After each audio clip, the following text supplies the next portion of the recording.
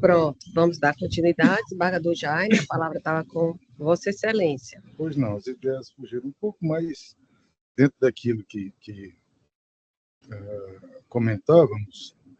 Apesar dessa matéria em prestígio ao trabalho do senhor, né, nós vimos ainda aqui que rapidamente, eu queria destacar, quanto ao ponto no que diz respeito ao pedido de desaforamento, em que se pretendia o deslocamento do julgamento pelo júri da comarca de Tamboril para a comarca de Fortaleza, o qual foi julgado em 25 de setembro desse ano por via da decisão monocrática terminativa, folhas 1589 a 1599, os autos principais, proferida pela relatora Bárbara Lígia Alencar, que deixou de conhecer do incidente em razão da coisa julgada, visto que, abro aspas, após detido o exame dos autos, constatou-se que a defesa anteriormente ingressou em 12 de abril de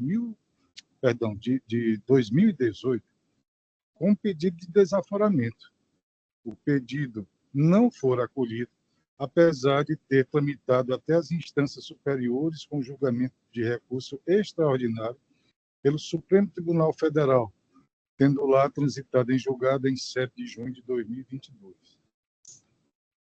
Folhas 1188 da ação penal originária para bom registro. Portanto, a matéria não pode ser alvo de nova apreciação nessa estreita via do RIT, em razão dos mesmos fundamentos declinados pela douta desembargadora, que apreciou o último pedido de desaforamento formulado pelo paciente.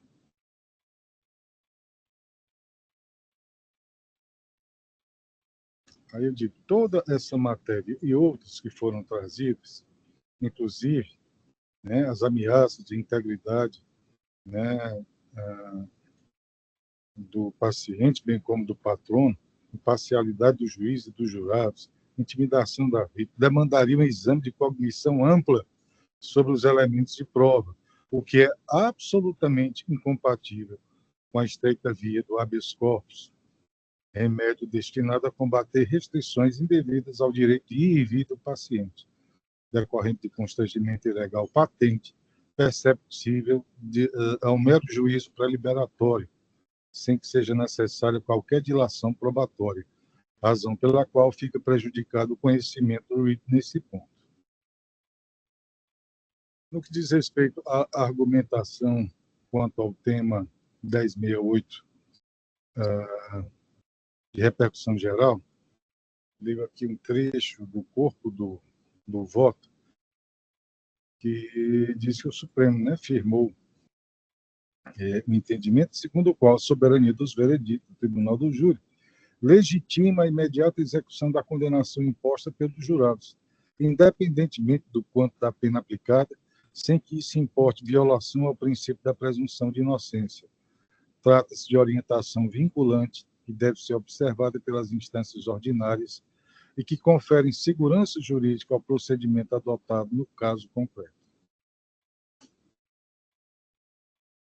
Assim, ainda que a impetração sustente que o paciente respondeu ao processo em liberdade, não preenche os requisitos do artigo 312 do CPC ou apresente condições pessoais favoráveis, tais circunstâncias não afastam a incidência do artigo 4921, letra E, do CPP, especialmente porque o dispositivo não exige a demonstração concomitante dos pressupostos da prisão preventiva, a execução imediata da pena após condenação pelo Tribunal do Júri decorre de expressa previsão legal, cuja validade foi reafirmada pelo Supremo Tribunal Federal ao fixar a tese de repercussão geral.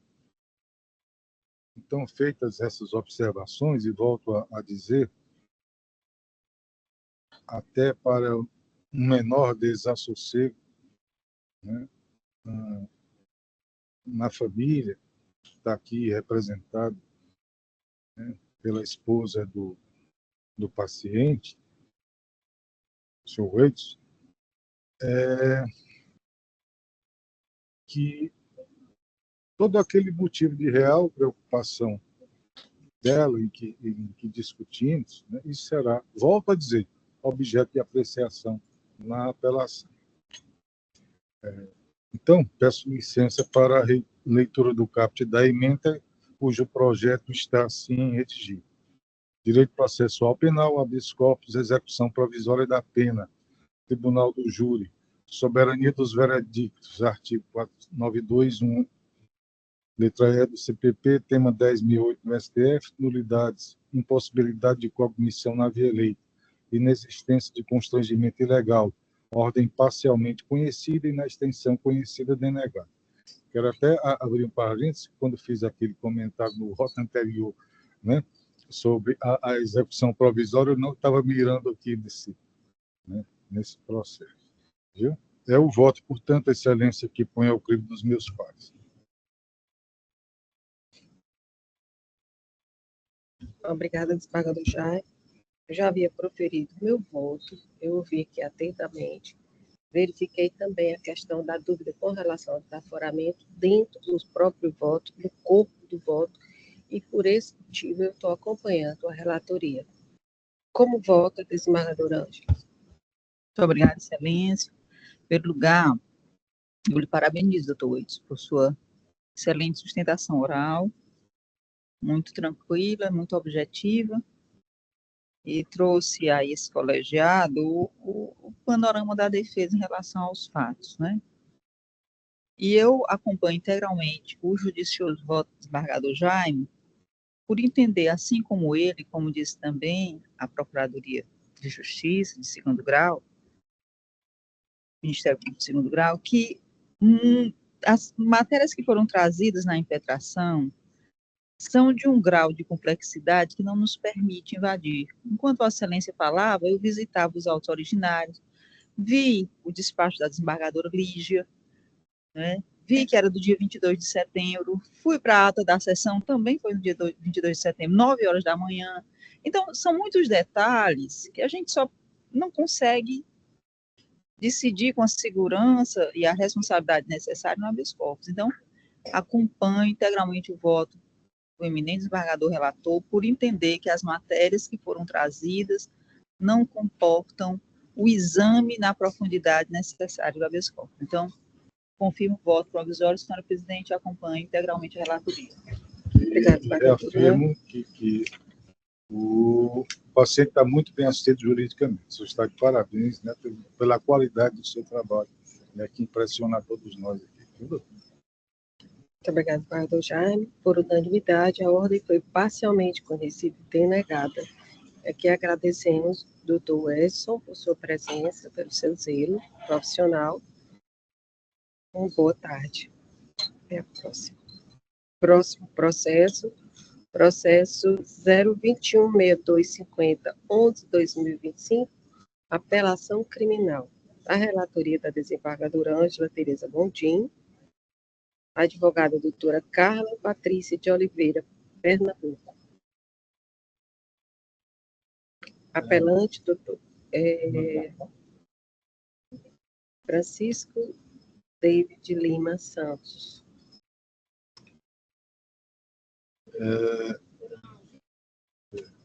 Da desembargadora Ângela. Ele é qual o número dele de pauta?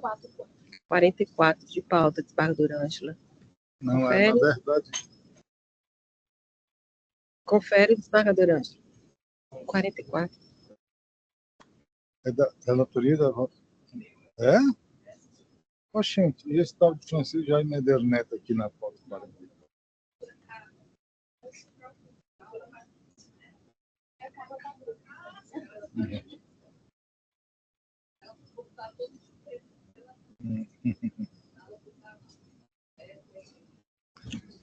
É um grande prazer recebê-la.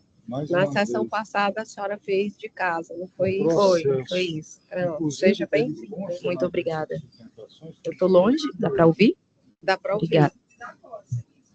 Ela fez agora. Todos os presenciais foram feitos Então As 3 presenciais foram requeridas hoje. Obrigada. Antes da sessão, de acordo com o regimento interno.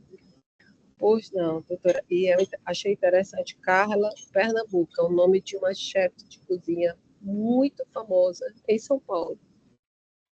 Pernambuco é bem marcante, né? Doutora, já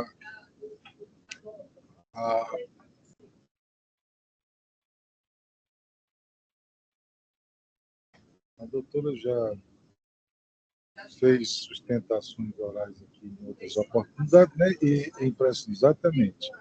O vosso nome vos precede, vossa fama vos precede. Viu? Pronto. Doutora Carla, a senhora dispõe de 15 minutos. Ok, muito obrigada, Excelência. Excelentíssima Senhora Presidente, Excelentíssima Desembargadora Relatora, Excelentíssimo Desembargador Dr. Jaime, Ilustríssimo representante do Ministério Público, a todos os colegas advogados que se encontram de forma virtual, bem como também os serventuários desta casa, uma boa tarde a todos. Peço desculpas se eu estiver falando alto. Excelências, este processo trata-se de uma apelação criminal, mas é importante frisar que não é apenas só sobre um processo de tráfico, arma ou receptação. Esse processo aqui é até onde o Estado, de fato, ele pode ir. Antes de entrar nos pontos jurídicos, é essencial a gente recapitular de forma cronológica como tudo começou, porque a forma como o processo nasce, ele determina muito como o processo ele vai se finalizar. Excelências, tudo começou com a denúncia anônima, sem origem, sem identificação, sem elementos concretos. A partir dessa denúncia foi criada uma VPI, que é uma chamada de verificação de procedência de informação, constante às folhas 58, do qual é gerada uma ordem de missão junto à Polícia Civil, determinando apenas que a polícia fosse ao local, verificar se a denúncia ela tinha alguma procedência. Isso revela que até aquele momento não havia flagrante prévio, não havia investigação e não havia uma justa causa para nenhuma medida invasiva. Os policiais, ao chegarem no local, e eles afirmam, as folhas 22, que eles olharam pela fresta superior de um portão, conforme as folhas, eu inclusive anexei, está nas páginas 338 e 339, foi um suposto flagrante do qual eles avistaram a fresta de um portão de rua. E a partir dessa suposta visualização, eles decidem entrar na residência sem mandato, sem consentimento. Ou seja, a narrativa ela demonstra que o suposto flagrante ele surge após esse ato invasivo. Depois da entrada, apreenderam diversas drogas, arma, celular e dinheiro. Só então passam a construir o flagrante. O Ministério Público denunciou o apelante pelo tráfico, receptação e posse irregular de arma de fogo de uso permitido. Em nenhum momento, nem na denúncia, nem na instrução, aparece a imputação do artigo 16, do qual posteriormente eu vou falar um pouco, que veio na sentença condenatória. Durante a instrução, os únicos depoimentos são dos próprios policiais. Não há testemunho independente, não houve campana, não há diligência prévia, não há laudo balístico que sustente um calibre restrito e não há elementos externos a justificar o ingresso. Quando a gente chega na sentença, onde ocorre um segundo grande vício, o juízo, ele reclassifica a conduta que anteriormente ele tinha sido definida do artigo 12, inclusive a denúncia, toda a instrução foi baseada no artigo 12, o juízo ele faz essa reclassificação para o artigo 16, sem aditamento, sem contraditório, sem manifestação da defesa, inclusive fala até a questão de forma ainda superficial de alteração de fatos. Além disso, ele eleva a pena do tráfico de forma completamente desproporcional, ele reconhece a primariedade, mas ele não usa, e nega o tráfico privilegiado sem fundamentação concreta. Esse é um percurso processual que nos traz até essa tribuna. Excelências, a VPI, que é o que eu falei anteriormente, que é a verificação de informação anônima, que é o primeiro indício que o Estado, naquele momento, ele não tinha elementos reais para atuar. A ordem de missão de folha 58 diz literalmente, verificar a procedência da denúncia anônima. Não houve investigação, não havia monitoramento, não havia diligência anterior, não havia investigação em curso, somente essa denúncia que foi gerada, essa VPI, com a ordem de missão para ir até a casa do apelante para iniciar-se uma investigação. A polícia ela foi no local exatamente porque não tinha elementos. E isso, isoladamente, jamais autorizaria o ingresso em domicílio. E ao chegarem, os policiais eles não tinham mandado, eles não tinham consentimento válido e eles não tinham um flagrante prévio. Mesmo assim, as folhas 22, conforme falei anteriormente, as folhas 5 e 6 também, eles falam que eles olharam pela fresta superior de um portão de 2,5 metros, e decidiram adentrar. Excelências, isso não é uma atuação proporcional, isso não é um flagrante, isso é uma invasão. Quando a Constituição ela permite o ingresso, em 3 hipóteses, somente mediante um mandado, consentimento ou um aviso prévio, o que aqui não aconteceu. A chamada frestas do portão, ela não é uma visão externa formal. Ela é um método invasivo, é a polícia criando uma causa dentro daquela própria ilegalidade que ela está cometendo. Olhar pela fresta da porta não é ver o que está exposto ao público. Não é avistar pela janela, não é avistar por uma varanda, não é uma percepção casual. É literalmente uma invasão visual que não seria perceptível a qualquer pessoa ao público. E é necessário, inclusive, quando eu juntei as fotos, eu tive muito essa cautela de verificar como seria para verificar onde essa suposta droga estava, porque eles falam que quando chegaram no portão, eles avistaram pela fresta desse portão, cujo eu já falei a altura, e eles viram na sala as drogas, supostas drogas na cozinha, enfim, na sala, sendo que do portão até chegar nessa porta, na porta de entrada da casa dá mais de 7 metros. Então, ainda assim, a gente consegue se imaginar que não tenha conseguido, de fato, destacar que eles tivessem certeza do que realmente se trataria ali, porque estavam bem distante do portão. A fresta do portão, ela não revela o crime, a fresta, ela revela a violação. E aqui está a pergunta central. Como algo que só pode ser visto após um ato invasivo, ela pode justificar o ingresso? E, de fato, ela não pode. O flagrante, ele não é antecedente, ele é consequência da invasão. Se a polícia ela precisa invadir visualmente para justificar a invasão física, ela não havia justa causa alguma. O flagrante ele foi fabricado pela própria violação. E, excelências, uma vez compreendido que a entrada policial ela foi ilegal, porque ela se baseou em uma denúncia anônima, que foi formalizada por uma VPI e, posteriormente, por uma ordem de missão da própria polícia, é importante sustentar que qualquer ato subsequente dessa possa ser considerado válido. O processo inteiro, ele descansa sobre um alicerce contaminado. Ele não se trata de uma irregularidade periférica, nem de uma discussão técnica secundária. Trata-se de uma violação constitucional inaugural que gera um efeito dominó sobre um conjunto probatório. E é importante frisar que se a polícia ela não tivesse invadido, não teria um flagrante, porque, de fato, ela não tinha, das condições que eles estavam, no modo que eles estavam, a verificar que dentro daquela residência, com 100% de certeza, eles estariam vendo droga da distância que eles se encontravam. Superada essa nulidade de invasão, encontramos a segunda grande ilegalidade estrutural dentro deste processo, que é a sentença que condena o apelante pelo artigo 16, embora ele tenha sido denunciado pelo artigo 12, e do qual não houve o aditamento, oportunidade de manifestação de defesa, e não foi aberto o direito ao contraditório e à ampla defesa. O Ministério Público ele nunca acusou o apelante do crime pelo calibre restrito. A defesa nunca foi chamada para defendê-lo por este crime, e a prova ela nunca foi construída com base nisso. E o princípio da correlação, ele é um dos pilares do processo penal democrático, e ele impede que o réu seja surpreendido por uma condenação fora dos termos da denúncia. Sem correlação, não há previsibilidade, não há contraditório e não há ampla defesa. E é exatamente isso que aqui ocorreu. A sentença, ela simplesmente afirma que a conduta que melhor se enquadraria seria o artigo 16. E a partir dessa conclusão unilateral, condena um réu pelo crime do qual ele sequer nunca foi acusado. Isso não é uma mera imperfeição técnica, isso é uma ruptura das garantias constitucionais do processo penal. Quando o juiz ele condena por um crime mais grave, sem aditamento, a jurisprudência pacífica determina a nulidade absoluta do julgado.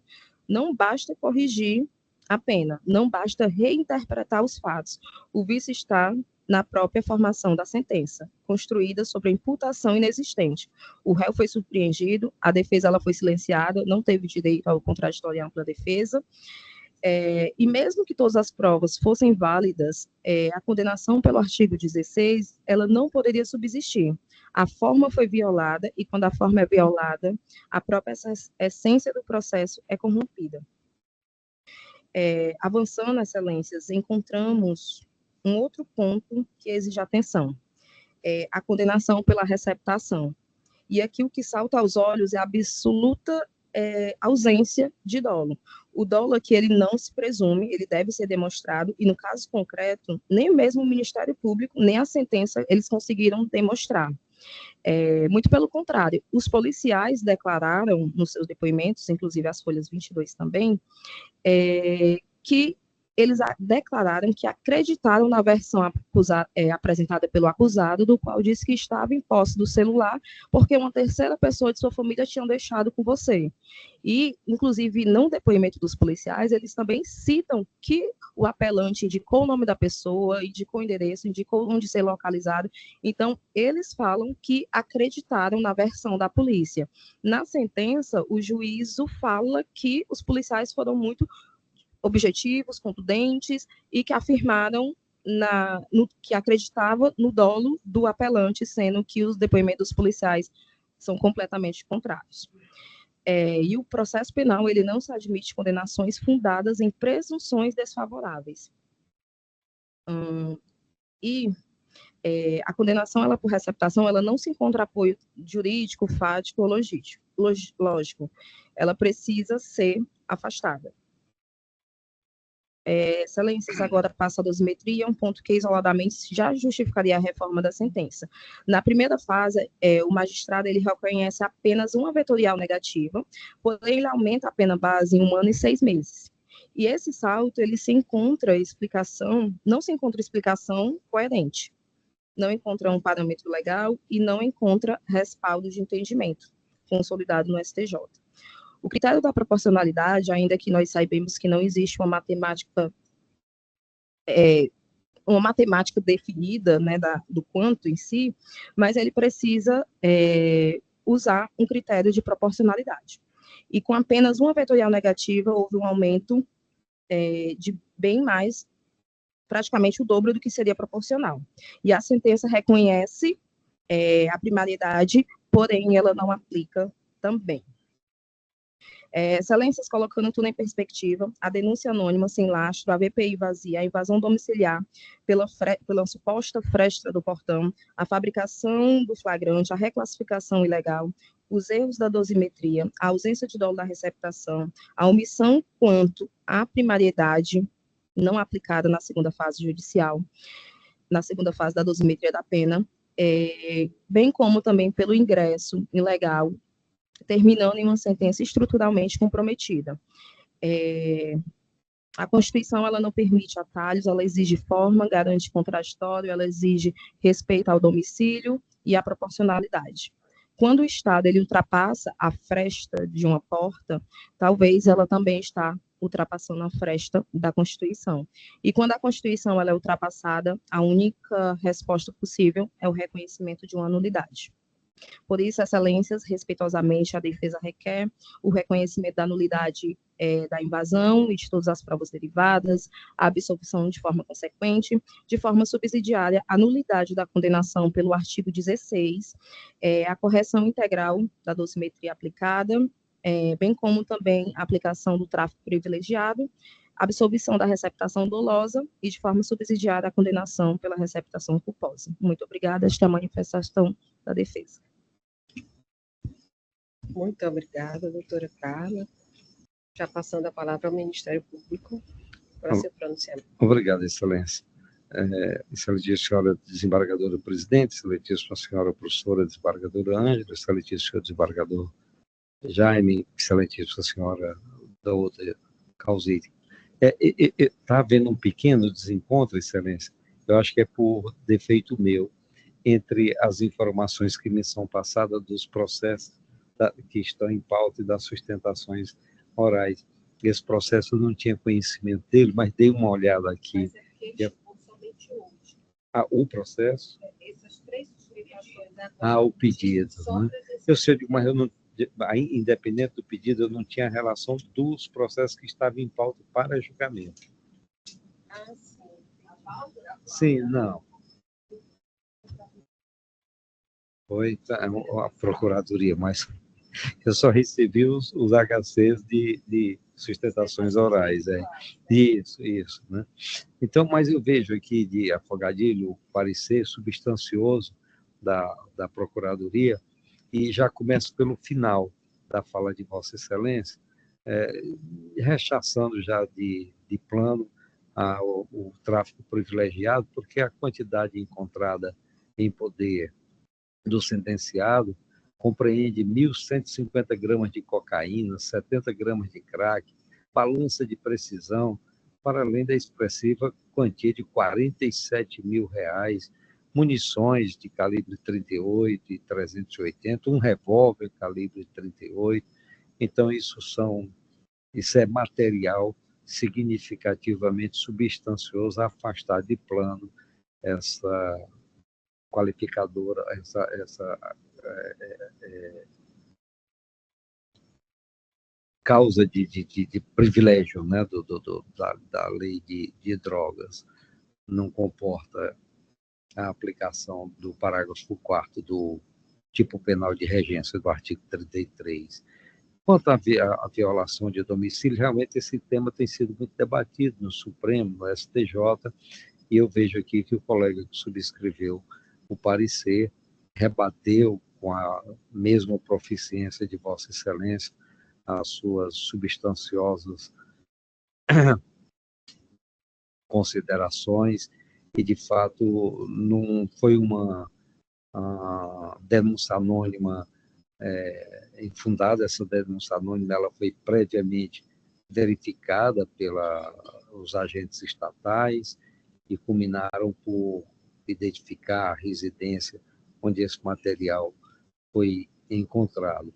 De modo, excelências, que para não tomar o valioso tempo de vossas excelências, louvando a lúcida e proficiente peroração de sua excelência, a douta advogada que fez uso do púlpito, o Ministério Público se limita e o faz isso sem nenhuma desconforto pessoal, mas também sem nenhum comodismo. Já revelo que realmente eu não tive acesso aos autos, mas o colega subscritor, muito aclamado em nosso Ministério Público, o Ministério Público ratifica o parecer lançado aos autos, né, e pugna que a apelação seja conhecida, porém improvida. Muito obrigada, doutor Marcos. Já passando a palavra à ilustre relatora.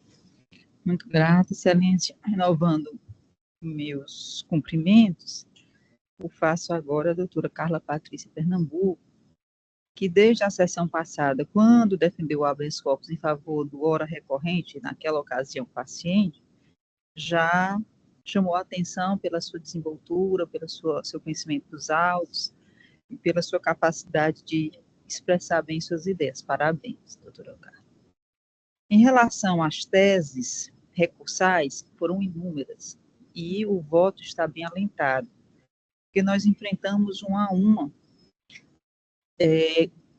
como eu disse sessão passada, no julgamento de um outro recurso de apelação, escutando atentamente o que a defesa nos diz, porque para isso que nós estamos aqui, para revisitar a prova, para reexaminar todas as condições da sentença e da coleta que a justificou. Então, a primeira grande tese defensiva foi a de nulidade do flagrante por ingresso não autorizado, violação de domicílio. E, como Vossa Excelência, a senhora disse aqui em sessão, doutora Patrícia, houve uma denúncia que se transformou numa verificação, que se transformou numa ordem de missão, e, diferentemente do que foi dito aqui na sustentação oral, eu até fiz o print no voto da demanda ativa, na verificação, a indicação específica do endereço, número, rua, o nome do recorrente, está tudo aqui antes mesmo de os policiais civis se dirigirem ao local. A ordem indica até o veículo que ele estaria usando para efetuar a venda do tráfico. E o que é curioso na dinâmica é que os policiais se dirigiram ao endereço, naturalmente, para apurar. O que eu digo é isso que se espera da polícia, que quando eles recebem, eles formalizem numa ordem escrita, para que a gente saiba exatamente em que consiste a denúncia anônima, quais os seus limites, e ficaram esperando de frente ao local, né? E os policiais civis disseram, inclusive, que visualizaram os entorpecentes expostos na sala por cima do muro. E eu tive o cuidado também, doutora Carla, de olhar no Google Maps o endereço, né? E vi que está aqui no voto, né? Nas páginas, que eu não sei aqui, porque o sistema não me permite ver a paginação, mas a gente teve o cuidado de tirar uma foto exatamente para verificar o que Vossa Excelência disse aqui, a fresta da porta, né? E eu pude ver aqui que realmente da forma que a residência do recorrente se coloca, demonstra que efetivamente com o uso de uma escada aqui do lado de fora, seria possível realmente visualizar a parte interna da casa. E se observar realmente a quantidade de drogas que acabou confirmando a suspeita prévia, né? Coloco aqui, não foi pouco material apreendido. Então, depois de fazer uma análise de toda essa alegação, né, eu não vejo como descredibilizar os depoimentos dos policiais civis que se dirigiram, que ficaram observando antes, né, na casa.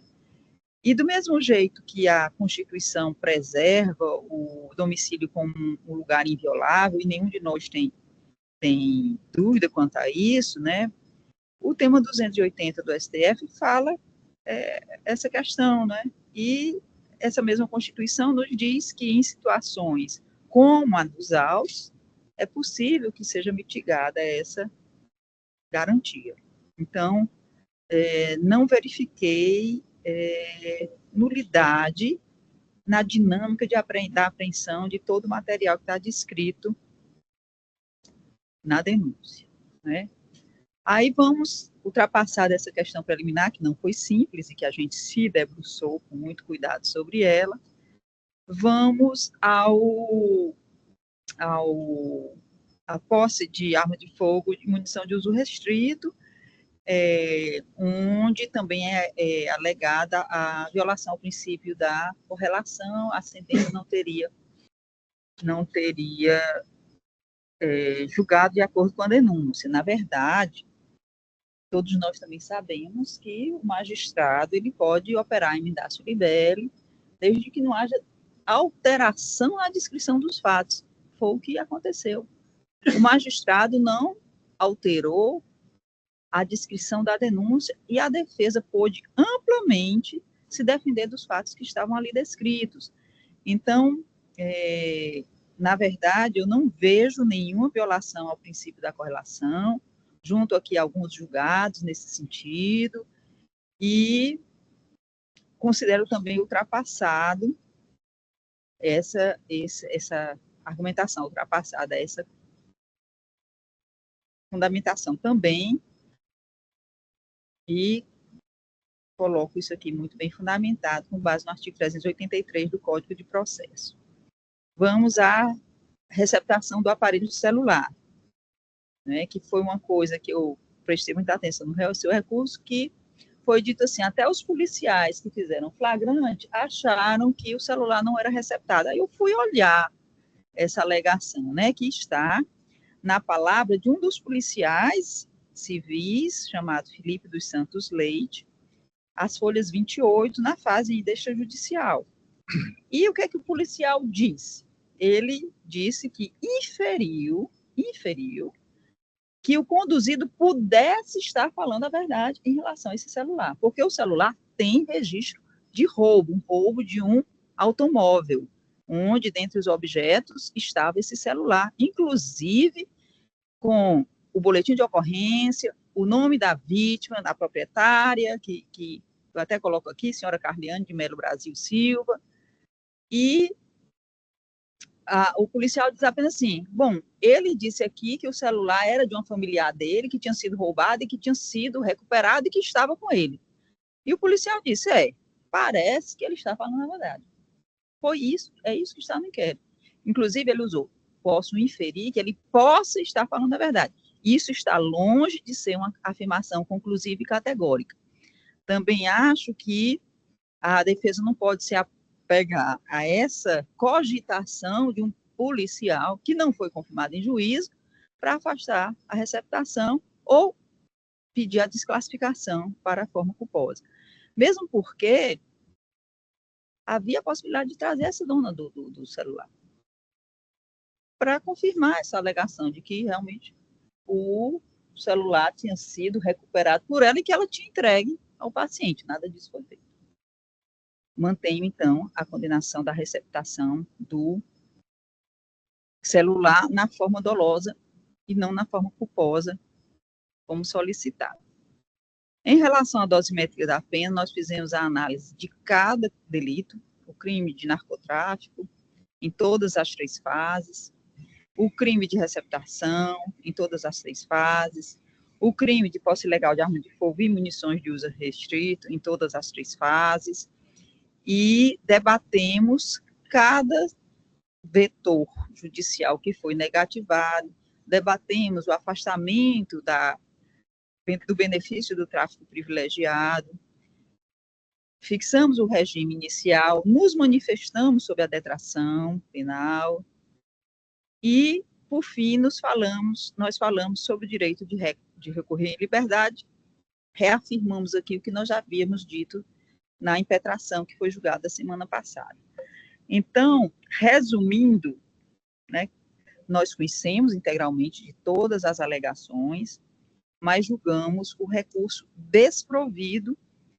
O voto será disponibilizado tão logo termine a sessão, onde a senhora poderá conferir tudo isso que eu estou dizendo aqui, e por isso eu peço licença para ler só a parte negritada. Nós estamos diante do julgamento da apelação 216.250.11, que apura a prática dos delitos de tráfico de drogas, posse ilegal de arma de fogo de uso restrito, receptação. O recurso é da defesa e as teses são de nulidade por violação domiciliar, que foi afastada, emendaço libere, por sua possibilidade, manutenção das condenações, a dosimetria foi readequada de ofício somente porque, em relação ao crime de receptação, nós verificamos que a pena base tinha sido majorada numa fração superior ao que a jurisprudência entende como correta, que é aquele 1/8 do intervalo, e nós fizemos essa calibragem de ofício. Então, é assim que eu submeto o voto a vossas excelências. Obrigada, desembargadora Ângela. Com voto, desembargador Jaime. Obrigado, excelência, mais uma vez cumprimentando a todos, em especial a doutora Carla Pernambuco, que, como sublinhou a desembargadora Ângela, já nos fazia recordar de sua apresentação anterior, de forma virtual e hoje nos prestigia aqui presencialmente. Doutora Carla, um dos aspectos que eu discuto muito com minha equipe, com minha assessoria, é exatamente esse exame da garantia do direito fundamental à inviolabilidade do domicílio. Talvez porque essa foi uma das mais belas lições que eu tive quando aluno da centenária Faculdade de Direito da Universidade Federal do Ceará, e essa disciplina, lecionada pelo professor Alcântara Nogueira nos idos de 1985, 86, veja bem, bem antes da promulgação da Constituição que hoje nós temos. Ou seja, era ainda diante de uma visão de um direito constitucional desprestigiado naquela época, tanto que se comentava, né, que ninguém vai querer afirmar que é estudioso do direito constitucional ou especialista, né, de tão pouca atenção que era devida a essa área do direito, e hoje pode-se dizer, né, que o direito constitucional é o néctar do direito, a preciosidade do direito. E essa lição, eu me recordo que o professor Alcântara Nogueira, nosso querido Popó, né, Esbador, ele mencionou um discurso que o Lord Chatham havia feito no parlamento britânico, onde ele dizia, né, o homem mais pobre desafia em sua casa as forças da coroa. A cabana pode ser simples, frágil, o seu teto pode tremer, o vento pode soprar nas portas mal ajustadas e a tormenta penetrar por suas frestas, mas o rei da Inglaterra não pode nela entrar. Isso aí, essa frase, essa demonstração é que faz a diferença em um professor, porque não precisou ler nenhum artigo de Constituição, de projeto que havia diante do poder constituinte instaurado naquela ocasião, para que nós pudéssemos inferir, aprender e nunca esquecer o valor que é a casa de um cidadão, da nossa casa. Não sei, no caso da doutora Carla Pernambuco, que passa mais tempo no mundo do que em casa, uma globetrotter que é, não, doutora? Conheço o mundo inteiro, fiquei admirado, né? Eu que sou, se pudesse também, estaria hoje num motorhome em algum lugar deste mundo. Mas, por isso que eu afirmei que nós fazemos questão de analisar profundamente essa questão da inviolabilidade do domicílio, mas, neste caso, como muito bem sublinhou a desembargadora Ângela, feitas as devidas averiguações, constatações no processo, não há sequer dúvida da legalidade desta abordagem. Portanto, diz respeito a esse ponto, né? Feita a observância com os cuidados de praxe sobre ele, e por tudo mais que foi aqui dito pelo Ministério Público, pela senhora relatora, é que eu confirmo o voto que antecipei, Excelência, acompanhando o entendimento relatorial. Muito obrigado. Obrigada, desembargador Jaime. Eu também vou proferir meu voto, mas antes eu gostaria de parabenizar a doutora Carla Pernambuco pela sua maneira de fazer a sua defesa, com objetividade, com domínio, conhecimento, tanto do caso quanto do direito, de uma forma bastante elucidativa. Para nós é uma satisfação quando a gente vê a defesa se manifestar dessa forma, para que todos possam entender as teses aqui postas, e assim foi feito de uma forma desencadeando toda uma questão do início ao fim, e ela fez o final com a abordagem com relação à questão constitucional, que aqui foi lembrado até o nosso saudoso Alcântara Nogueira, nosso professor. Mas eu gostaria de parabenizá-la pela sustentação oral. Seja muito bem-vinda aqui à nossa sala presencial. Mas, com relação ao voto, eu já tinha até conversado a respeito com a desembargadora Ângela. A gente conversa sempre antes com relação aos votos provisórios. A gente tem conhecimento e ali a gente aborda e faz os traçados. Com relação principalmente à questão de receptação, hoje até nós conversamos a respeito disso, e, portanto, eu verificando o voto da relatora, eu me acosto ao voto da relatoria, mas parabenizando pela vossa defesa.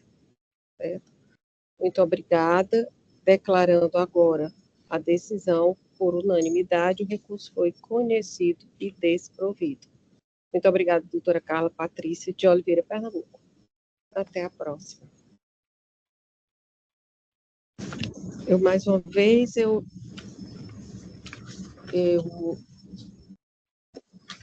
gostaria só de manifestar e deixar aqui todos a respeito da resolução número 645, de 24 de setembro de 2025, principalmente com relação ao seu artigo 5º, parágrafo 4b, quando ele diz respeito exatamente à questão das gravações.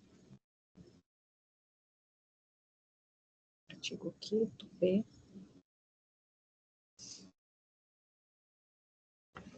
Que aí é com relação às gravações, que eu deveria ter advertido já no início, eu simplesmente falei da resolução, que advertia a parte interessada em realizar a gravação de que deverá se limitar ao necessário ao registro do ato e à finalidade específica de utilização no procedimento relacionado, sendo expressamente vedada a sua utilização para outras finalidades, notadamente publicações em redes sociais, monetização, transmissões online, páginas de internet ou compartilhamentos por meio de aplicativos de mensageria.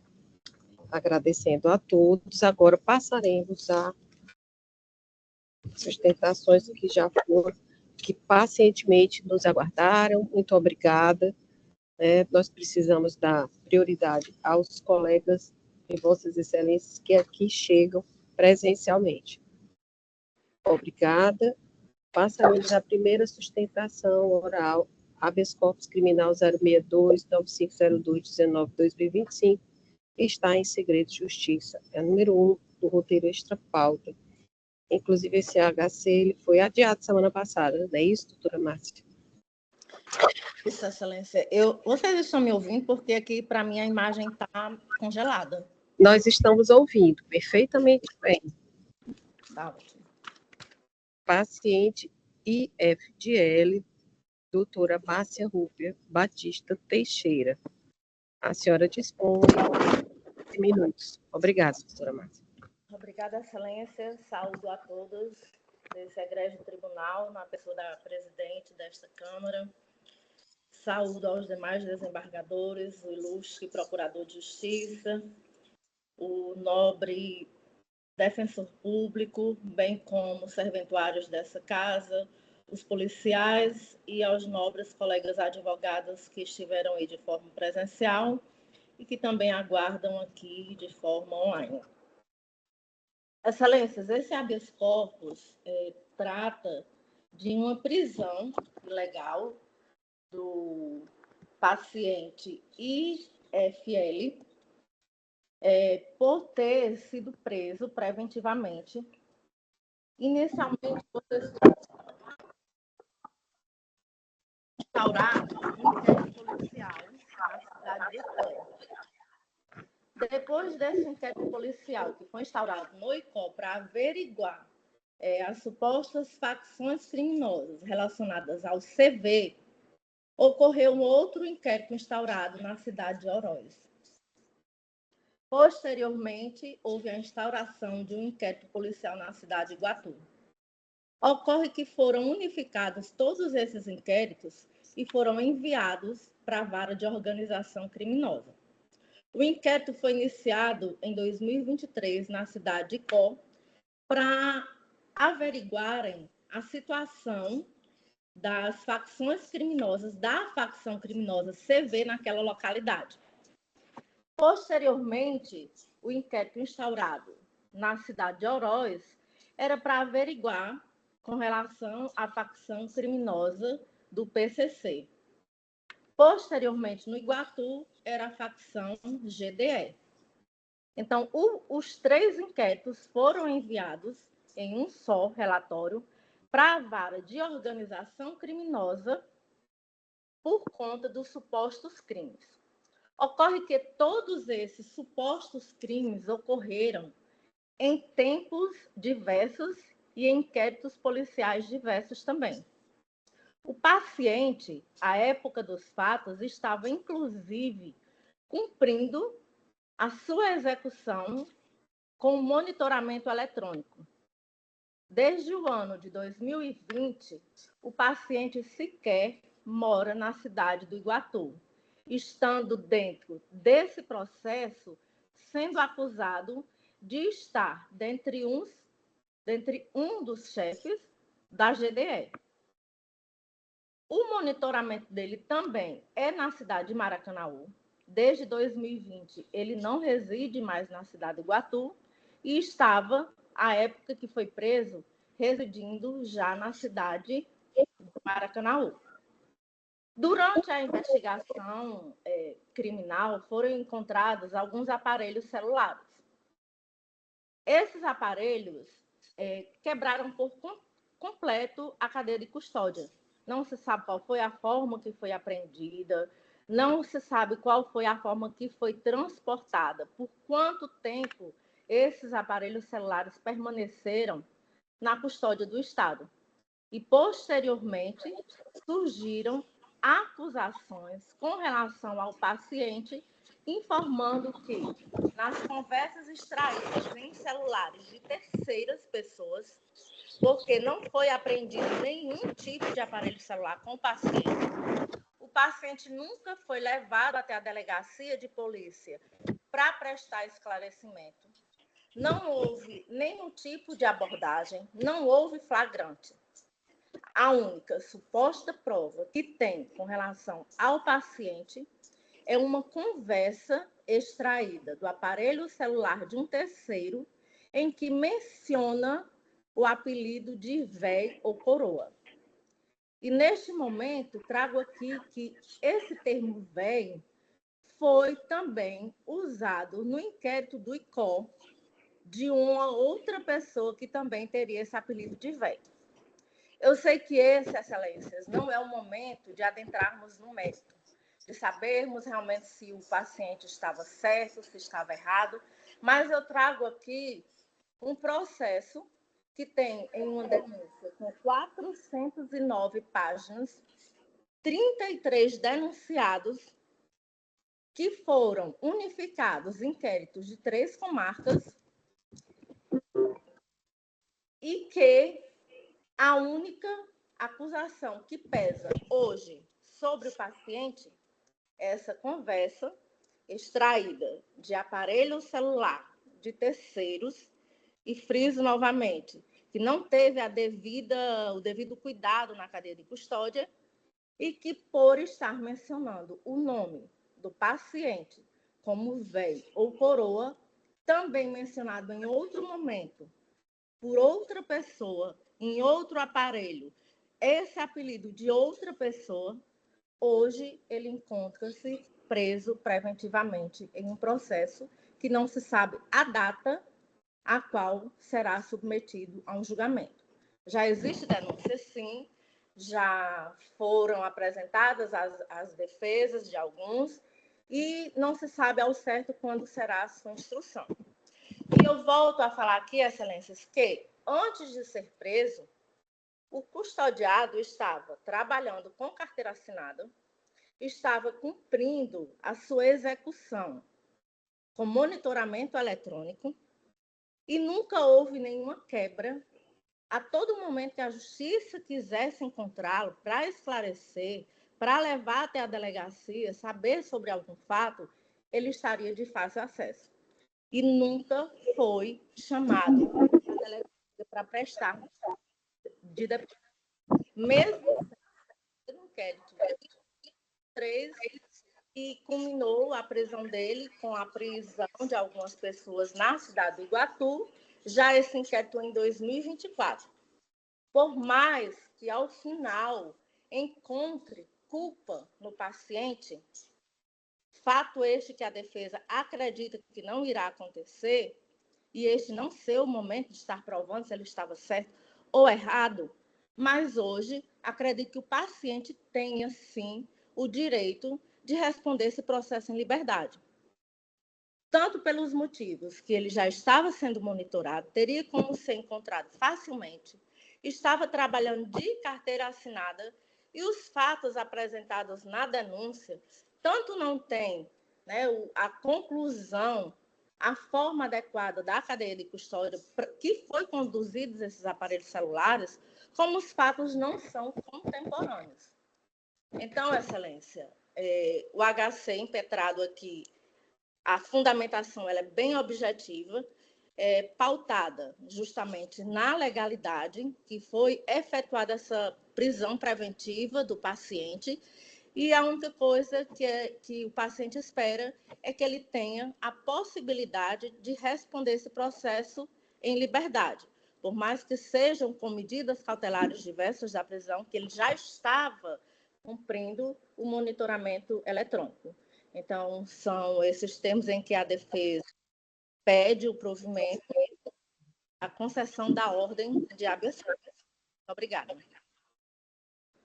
Muito obrigada por passar a palavra.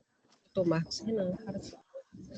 Excelentíssima senhora desembargadora presidente, excelentíssima senhora desembargadora Ângela, excelentíssimo senhor desembargador Jaime, excelentíssima colega advogada que fez uso da palavra agora na sustentação oral. Eméritos jogadores, eu não vou me estender, não, Vossas Excelências já bem compreenderam toda a situação exposta, eu só vou reforçar o lúcido e proficiente parecer ministerial já constante dos autos, e tenho como válido o decreto preventivo em desfavor do acusado, pela gravidade concreta do delito a ele imputado, a ele apurado. Aqui há uma disputa de organizações criminosas, né, no município de Iguatu, com Oroz, enfim, são fatos gravíssimos, e em relação à quebra de cadeia de custódia, e em relação deu a entender, Sua Excelência, a douta causídica, a inexistência de provas em relação ao acusado. Isso não é matéria que comporta análise na via estreita do habeas corpus.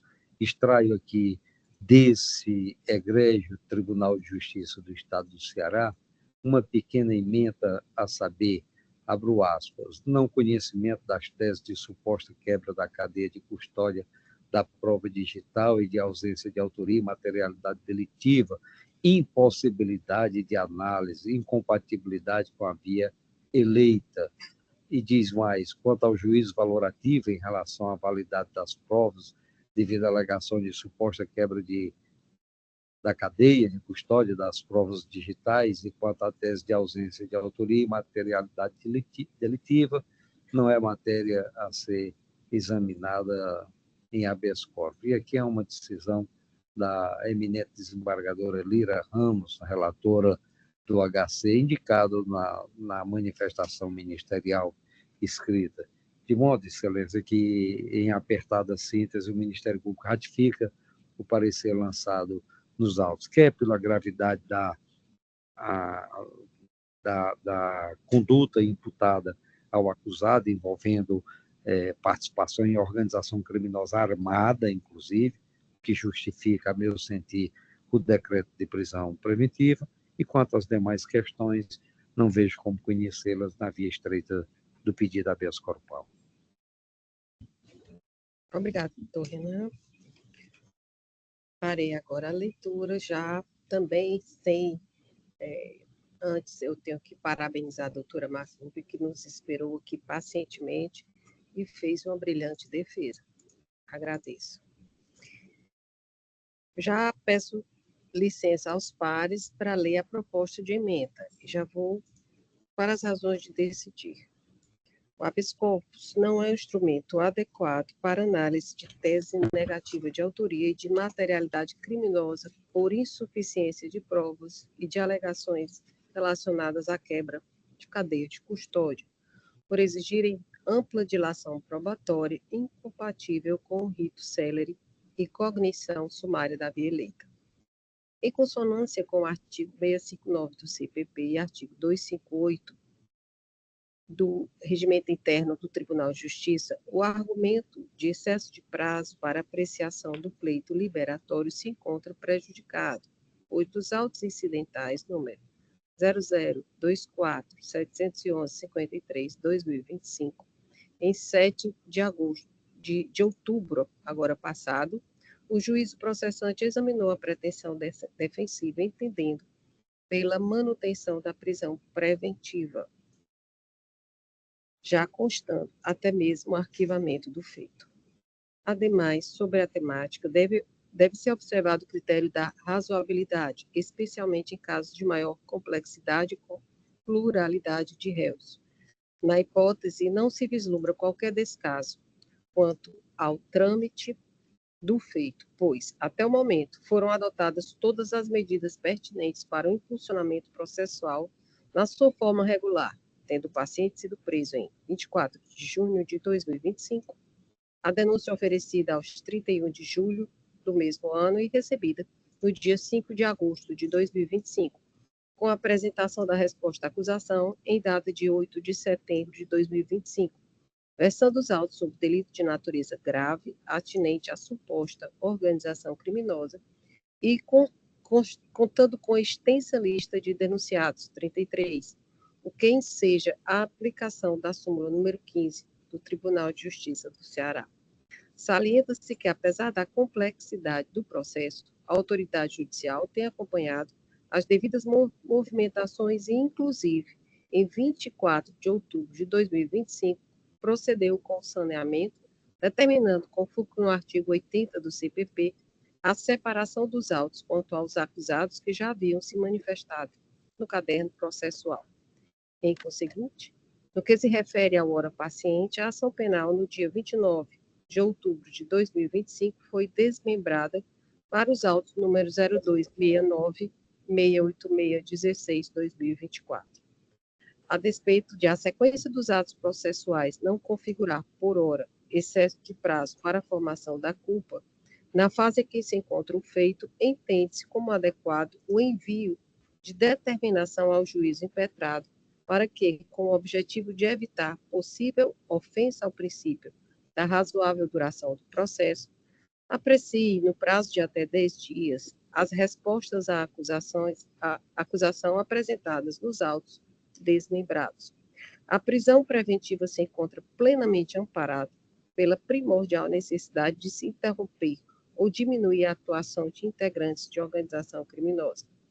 Dos elementos de informação constantes dos autos originários, o inquérito policial número 482056-2024 foi instaurado com o objetivo de investigar a atuação da organização criminosa Comando Vermelho, CV, no município de Icó, e teria como pressuposto fático a prática de diversos crimes graves, a saber, homicídios, tráfico de drogas, roubos, furtos e extorsões, os quais estariam sendo perpetrados de forma sistemática e reiterada nos últimos anos. No curso das investigações, teria sido constatada a existência de uma acirrada disputa territorial entre os grupos CV e Primeiro Comando da Capital, PCC, pelo controle do tráfico de entorpecentes naquele município. Esse conflito teria se iniciado no final do ano de 2023, quando o CV, facção historicamente dominante em ICOM, teria passado a tentar expandir sua área de atuação para Oroz, região até então sob predomínio do PCC. Constaria na apuração também a atuação coordenada dos coletivos criminosos Guardiões do Estado, GDE e PCC, e, pelo que se tem até o momento, o paciente seria conhecido como VEI ou Coroa, e supostamente atuaria, repito, supostamente atuaria em uma das lideranças do GDE, município de Iguatu, com indicações que revelariam a sua participação direta em ataques contra membros de facções rivais naquela localidade. E aqui eu gostaria só de fazer uma menção que os agnomes foram aqui colocados porque foram também colocados pela defesa. Não bastasse isso, o acusado ostenta condenação transitada em julgado referente aos autos números 00481-6246-2016, pelo cometimento das infrações penais do artigo 29 da Lei 9605/98 e artigo 33 da Lei 11.343/2006, circunstância que revela sua posta inclinação para condutas criminosas e indica a inadequação de medidas cautelares alternativas. Na espécie, apesar da conduta processada corresponder ao ano de 2024, é pacífico o entendimento de que a contemporaneidade da constrição provisória diz respeito aos seus motivos ensejadores e não ao momento da prática supostamente criminosa em si, estando a medida extrema devidamente justificada pela necessidade de garantia da ordem pública ante a gravidade concreta do delito e a sua natureza permanente. Habeas corpus parcialmente conhecido, ordem denegada na extensão cognoscível com determinação. Que aqui eu coloco à disposição dos pares para seus pareceres, comentários ou recomendações.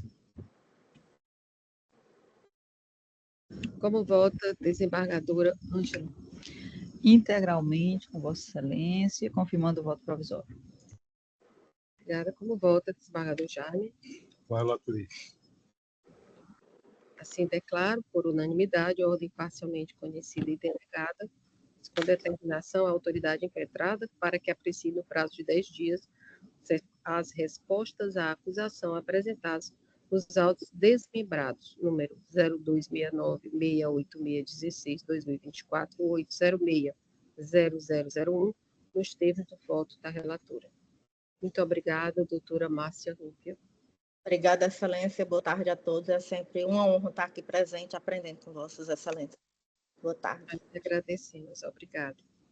Próximo processo, eu anuncio a apelação crime número 00106516-2017, número 48 da pauta, de relatoria do desembargador Francisco Jaime Medeiros Neto. Eu gostaria de saber se o doutor Luiz Ricardo de Moraes Costa encontra-se em sala. Não se encontrando em sala, passarei a declarar o resultado. Por unanimidade, recurso conhecido e desprovido nos termos do voto do eminente relator. Eu faço menção que esse processo era um requerimento do Ministério Público, não é isso? Desembargador Jaime? Excelência, por gentileza, me permita pela ordem, mas faça também registrar que o parecer da Procuradoria foi pelo improvimento do recurso do Ministério Público. Então, aqui, pronto, estamos ratificando e fazendo menção ao que o ilustre procurador acabou de informar. Esse foi o nosso voto, unanimidade, recurso conhecido e desprovido. Muito obrigada. Pendente de votação, temos o número 36, conflito de jurisdição. Eu não sei se já ficou alguma coisa acordada entre aqui os pares. Conflito de jurisdição 00007582-2025, da relatoria do desembargador Jaime. Tem alguma questão, desembargadora Ângela, com relação a isso, desembargador Jaime? Faltava o voto de quem? Eu acho que foi que Vossa Excelência disse que concordava, não é esse? Sim, Deixa eu observar aqui. só, Pois não, só desembargador. queria que se declinasse a questão em si, quanto ao ponto, né, que trata sobre a competência nesse conflito, onde houve observação por parte da desembargadora Ângela ao nosso voto, que eu pediria licença para ler, desembargadora, até para que, né, se tenha compreensão do debate. Entende-se que os inquéritos policiais e seus incidentes em crime contra criança e adolescente, fora do contexto de violência doméstica, ao qual alude a Lei 14.344, a Lei Henri Borel, devem ser processados perante o juízo das garantias em detrimento do juízo comum, não obstante a competência residual deste para o julgamento da ação penal nos termos da resolução do Tribunal Pleno deste, sodalice, de número 14 de 2024, combinado com o artigo 23 da Lei 13.341. Essa interpretação não afronta o sistema protetivo integral previsto no artigo 227 da Constituição Federal, no Estatuto da Criança e do Adolescente, e na Lei 13.431, 2017, pois a definição da competência do juízo das garantias na fase investigativa não implica restrição ou mitigação das garantias materiais processuais conferidas à criança e ao adolescente. Pelo que nós concordamos plenamente, então, será feito o ajuste. No caso, seria o juízo suscitante ou suscitado? A competência do núcleo das garantias, que no caso não é a primeira vara de Pacatuba. Deixa eu só ver quem suscitou, Excelência. Quem suscitou, no caso, seria do juízo suscitado, do juízo de direito do 7º Núcleo Regional de Custódia das Garantias, né? E não do suscitante. Suscitado. Pronto. Viu? Então será? Não, por unanimidade. Porque o desembargador Jacques se acostou ao entendimento e eu me acosto ao relator. Então, é por unanimidade. Pronto. Acho que não tem mais nenhum. Alguma indagação? Indago se tem mais alguma proposta. Excelência, na última sessão do Pleno foi feito uma recomendação de pêsames tanto à família do magistrado que faleceu, doutor Ayrton Pontes, cunhado da desembargadora Ângela, quanto do promotor de justiça Alfredo Leonel Chaves. Eu queria indagar dessa Câmara se nós poderíamos fazer o mesmo aqui por esse órgão fracionário. Com certeza. A senhora me perdoe, mas foi aqui mesmo que nós fizemos, foi na 4ª vara. Foi no dia do velório que nós não pudemos comparecer. Entendeu? Também dos dois foi. A proposição do colega Alfredo Leonel foi minha, inclusive reconheço que, por insinuação de Vossa Excelência, eu iria fazer, mas a senhora olhou para mim, eu pensei, e a do magistrado pelo doutor Jair, aqui na própria 4ª vara. Obrigada. Minha memória, né? Meu HD externo aí, doutor Marcos. Nós julgamos quantos processos dessa tarde? Julgamos 81. A doutora Thaís diz que nós julgamos 81 processos nessa tarde, quase noite. E eu só queria também informar que na próxima sessão eu já vou trazer as alterações, pelo menos para que os senhores advogados fiquem cientes. Tivemos algumas alterações no nosso regimento interno, principalmente no que tange às sustentações orais. Então, já deixo aqui registrado que houve já essa, já houve essa modificação, né, e certamente já deve ter sido publicado, mas eu trarei na próxima semana, peço à doutora Thaís já para anotar isso, para a gente já trazer também e colocar aqui. Para a próxima semana, essas modificações.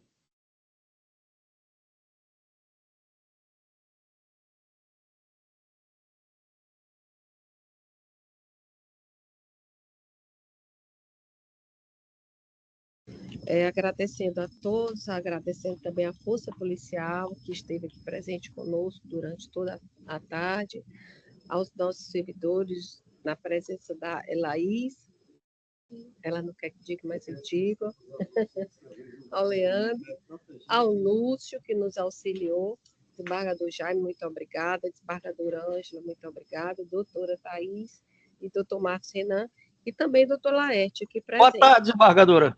Boa tarde. Doutor Laerte, olha que bom, Tarde a todos. a gente só se via na primeira Câmara. Voltei para cá. Pronto. O senhor ficará conosco agora? Vou passar 6 meses aqui. Seja muito bem-vindo. Obrigado. Tá vendo nossos colegas? Tudo de bom. Também, né? Pronto. Pois muito obrigada e boa tarde a todos. Boa Até tarde. a Até próxima mais. vez. Obrigada.